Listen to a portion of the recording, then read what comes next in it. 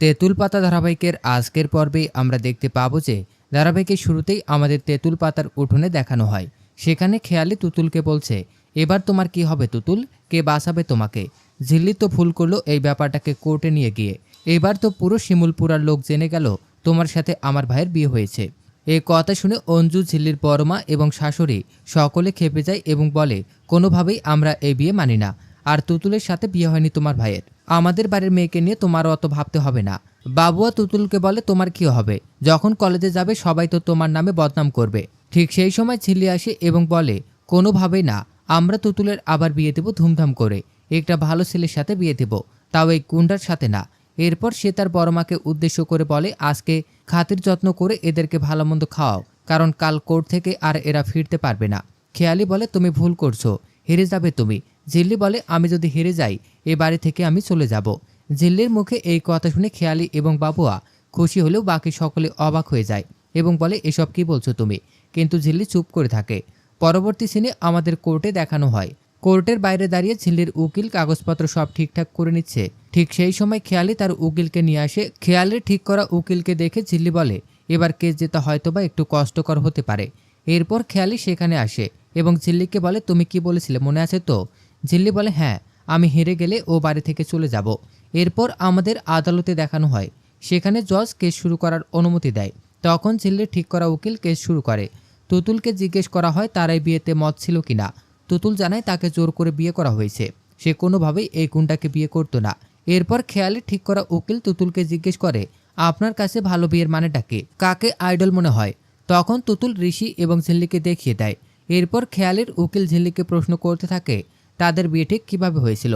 তখন ঝিল্লি বলে, বাবুয়ার মতো একটা গুন্ডা লোকের সাথে আমার পরিবার আমার বিয়ে ঠিক করেছিল।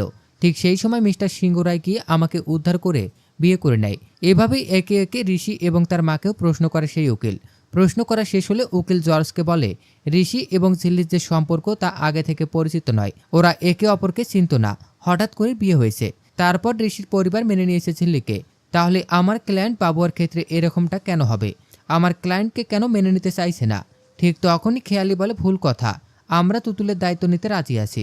এরপর উকিল বাবুয়াকে প্রশ্ন করে। বাবুয়া জানায় সে তুতুলের সমস্ত দায়িত্ব নিতে প্রস্তুত আছে। পরবর্তী সিনে ঝিল্লিদের পক্ষের উকিল ঋষি এবং ঝিল্লির বিয়ের ছবি জর্জকে দেখায় এবং বলে, এই বিয়েটা কিন্তু তাদের মতেই হয়েছিল। যদি এখানে জোর করে বিয়ে দেওয়া হতো তাহলে অবশ্যই ঝিল্লি সরে যেত, কিন্তু এরকমটা কিচ্ছু হয়নি। তাদের মতে দ্বিতীয়বার আবার বিয়ে হয় তাদের। কিন্তু বাবুয়া এবং তুতুলের যে ছবিটা সেটা সম্পূর্ণ জোর করেই হয়েছে, এখানে তুতুলের কোনো মত নেই। এরপর ঝিল্লির কথা বলার জন্য উঠে আসে। ঝিল্লি বলে, তুতুল শুরু থেকেই বলছে এই বিয়েটা তাকে জোর করে করা হয়েছে, এতে তার কোনো মত নেই। নেই মানে নেই। তুতুল এইটা মানে না, সে কোনোভাবেই এটা মেনে নেবে না। সব কিছুতে না শব্দটা উঠে আছে, তাতে কিন্তু এটাই প্রমাণ হচ্ছে যে এই বিয়েটা মিথ্যে। তখন ঝিল্লির উকিল জজকে বলে, আমার ক্লায়েন্ট যা বলল তা কিন্তু একদম সত্যি, এটা আমারও কথা। পরবর্তী সিনে জজ জানায়, এই বিয়েটা যে হয়েছে তার যদি কোনো সাক্ষী পাওয়া যেত তাহলে রায় দিতে সুবিধা হতো। এই বলে জজ চলে যায়। তখন তুতুল বলে, এবার কি হবে ঝিল্লি? বিয়ে তো মন্দিরে হয়েছে, সাক্ষী কোথায় পাবো? তুতুলের মুখে এই কথা শুনে ঝিল্লি ঋষিকে বলে, সে মন্দিরে যাবে। অন্যদিকে খেয়ালি মনে মনে বলে, কোনো লাভ হবে না, কেউ মুখ খুলবে না। সে সিনে আমাদের দেখানো হয় ঝিল্লি এবং ঋষি মন্দিরে গেছে, সেখানে অমিত ছিল। অমিত জানায় এখানে এসে কোনো লাভ হলো না, কেউ মুখ খুলছে না। এরপর তারা মন্দিরের ভেতরে যায় এবং ঝিল্লি মন্দিরে ঢুকে বলে, বিপদ তারিণী পুজোর দিন এখানে একটা বিয়ে হয়েছিল। এই কথা শুনে পুরোহিত পালাতে ধরে। তখন ঋষি এবং ঝিল্লি তাকে আটকে দেয়। এরপর পুরোহিতকে জিজ্ঞেস করা হয়, কিন্তু পুরোহিত বলে, আমি কিছু জানি না। তখন ঝিল্লি বলে, প্লিজ জেনে থাকলে কিছু বলুন, একটা মেয়ের জীবনের প্রশ্ন, আমি কথা দিচ্ছি আপনাদের সম্পূর্ণ প্রোটেকশনের ব্যবস্থা করে দেব। তো দর্শক, এই ছিল তেঁতুল পাতা ধারাবাহিকের আজকের আপডেট। প্রতিদিনের আপডেট সবার আগে পেতে আমাদের চ্যানেলটি এখনই সাবস্ক্রাইব করুন।